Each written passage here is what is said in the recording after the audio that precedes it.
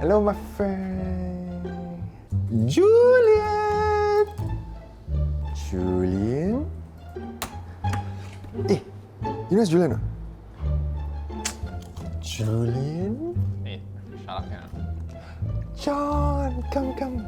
You can. No. We do car review. Come. Don't want. Come. Don't want. Okay, why are we here today, James? This is the reason, John. The new 7th Gen Mazda 3. So, I've heard a lot of good things about the new Mazda 3, like there's vast improvements compared to the 6th generation. Okay. But what strikes me first right now is its color. And you know this, what color is this? I think it's called the Soul Red Crystal. You know why it's called the Soul Red Crystal? No. Because it's so red. Okay, moving on. The Soul Red Crystal is a signature Mazda color. It's very striking and it's very unique to Mazda as a brand. You can't get this shade anywhere else. Oh, okay. And a little more about this car. It starts at $96,000 for the entry-level classic variant and goes up to $113,000 for this Astina model we are looking at today. The 1.5-litre 4-cylinder engine has 118 brake horsepower and 153 Nm of torque. The 6-speed automatic transmission brings the car from 0 to 100 in 11.9 seconds. For more details and updated prices for this Mazda 3 or any other car, head on over to sgCarMart.com to help you make a smart choice on your next car. So, all that being said and done, let's check out the booty. Alright, let's go. Alright, John, you open because every week I seem to be getting it wrong, so let's see whether you get it on the first try. God damn. God damn.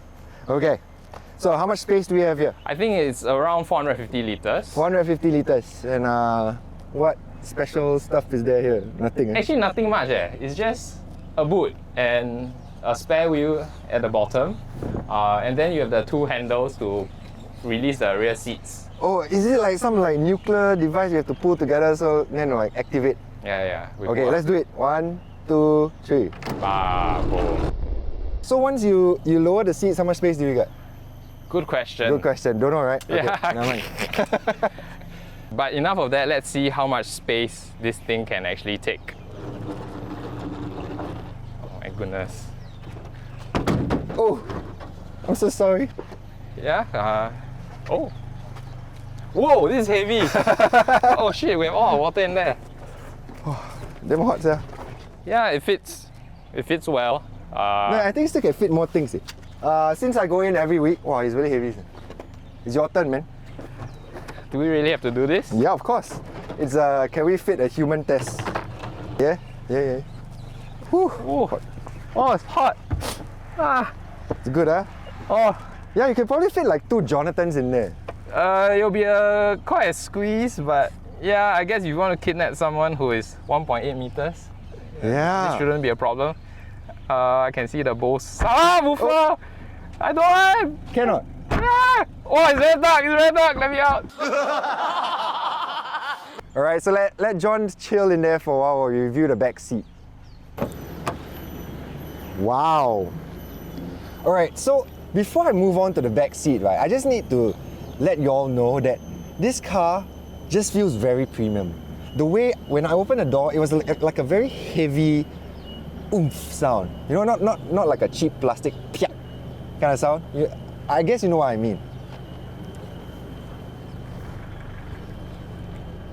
You hear that? That's a very fulfilling, nice oomph sound. Okay, so leg room. John's 1.8 meters, I'm 1.85 meters, and I have decent leg room. Like, it's just barely grazing the driver's seat. So that's a good thing in terms of space. Headroom, I have more than enough headroom. I'm not hitting the top of the car, so that's a good thing as well. Yeah. Okay.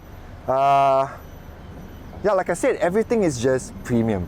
Look at the leather seats. Everything is all leather. There's nothing that's not like cloth or anything. It's just all leather.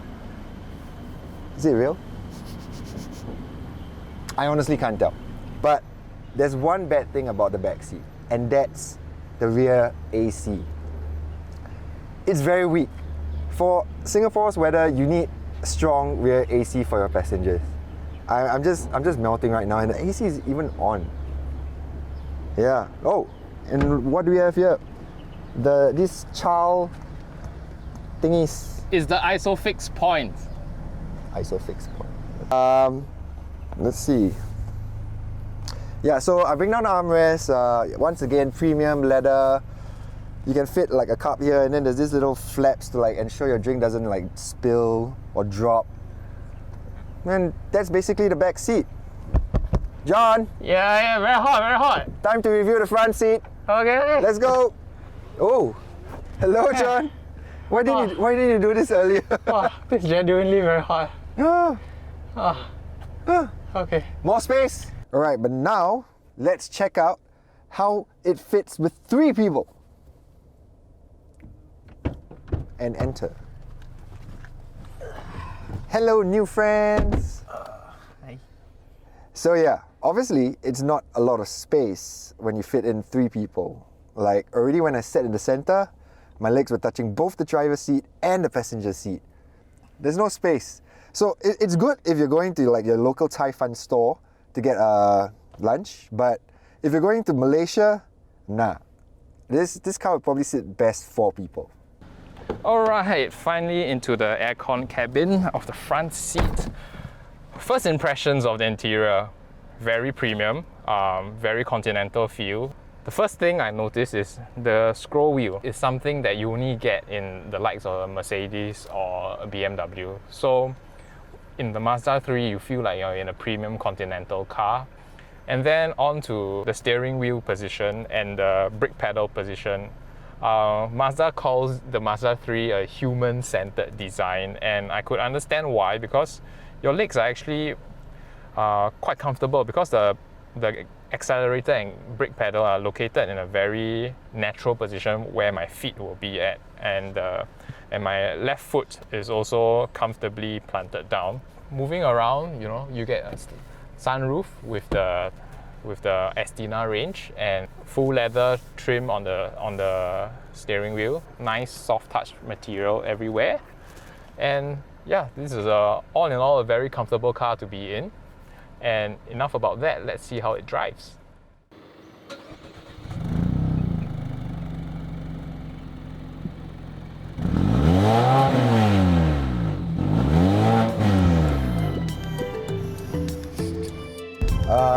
Alright, so this new Mazda 3, the Astina variant, comes with tons of tech and safety gadgets and features. John, why don't we go through some of them? I don't know much.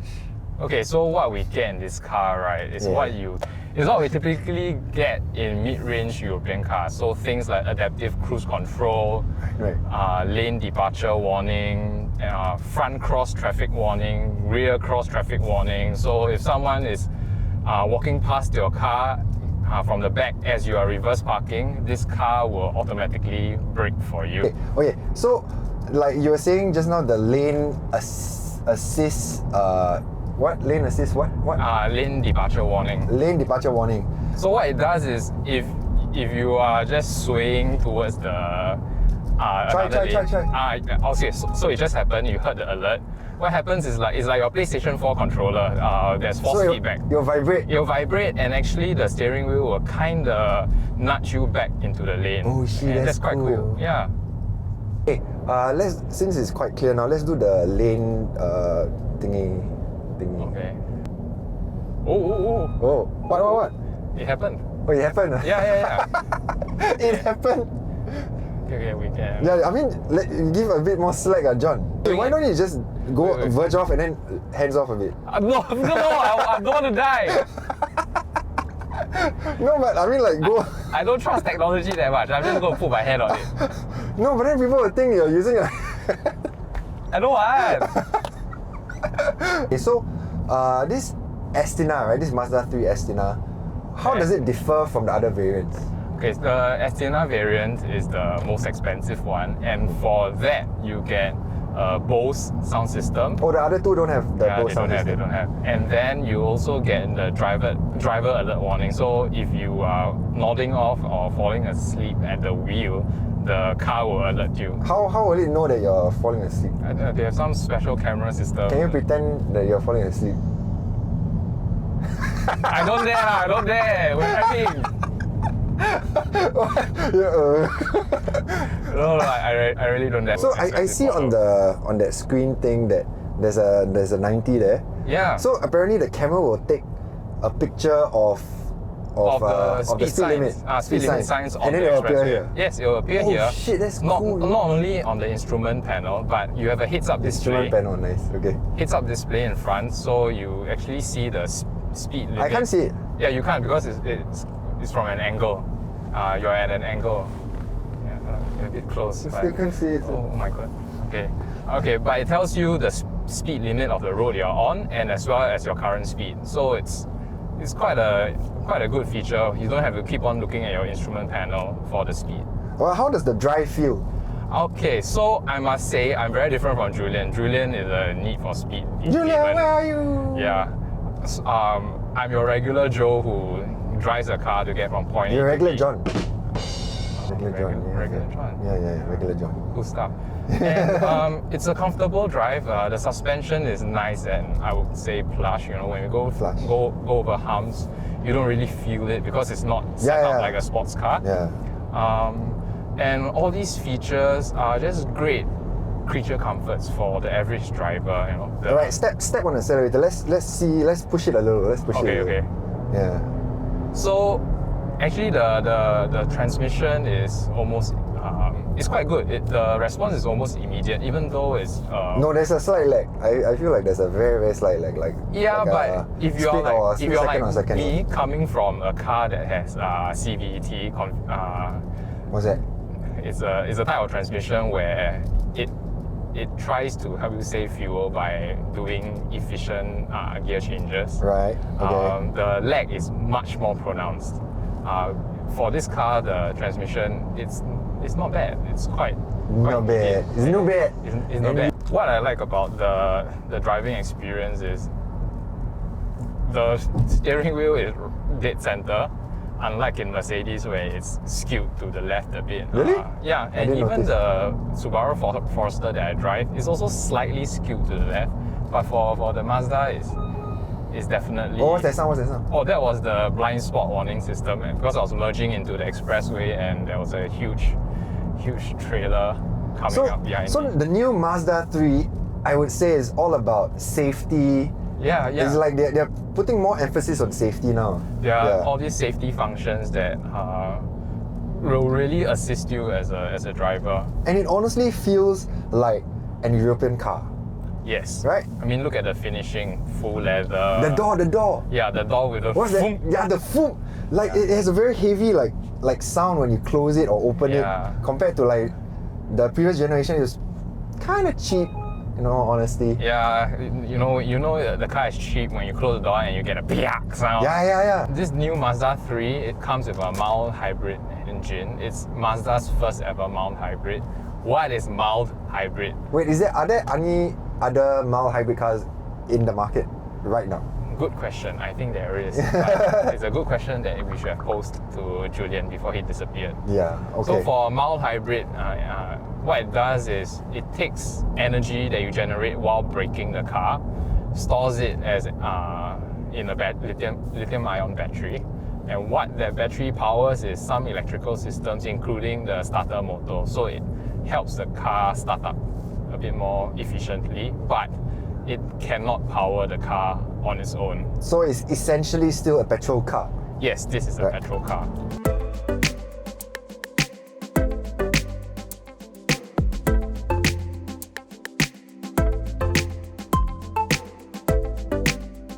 Okay, John. So, the 3 levels. Will buy, won't buy, go try. Yep. On the count of 3, 1, 2, 3. Will Go buy. try. Okay, so why go try? I like this car a lot. There are a lot of great features. However, it's a little more premium than other entry-level Japanese and Korean cars. That's why I will say go and try and see whether all the safety features, the adaptive cruise control, lane departure warning, whether those things speak to you. And if I were buying this, I wouldn't buy the top of the range Astina model because I don't need the Bose sound system. And the other extra feature is the driver alert thing, but I'm too much of a coward to fall asleep at the wheel, so I do not need that. And the middle of the range elegance package would be my choice if I were to buy this car. Okay, so I would buy this car because to me it feels very premium for the price you're paying. Yep. It's very value. I actually really like the driver assistance thing because I mean I've fallen asleep at the wheel before lah. Okay. I mean, not drunk or anything. Glad you're alive still. Yeah. But that's a very useful feature for me. Definitely. And I guess in terms of space for a tall guy like me, this car is fine. Initially, the 6th gen Mazda 3, it was a bit small for me. But this car, I feel like upgraded in size. Yeah, I must add that it really has that premium feel that you get in European cars, and it's worth a try, or in James' case, worth buying. So yeah, so you're getting like a Mazda is from Japan, right? Yes. Yeah. You're getting a Japanese car that resembles a European car in terms of not the engine, of course, but in terms of all the safety features and like technology you're getting. So yeah, why not? Go and buy it, man. It's a pretty good buy. Yeah, agreed.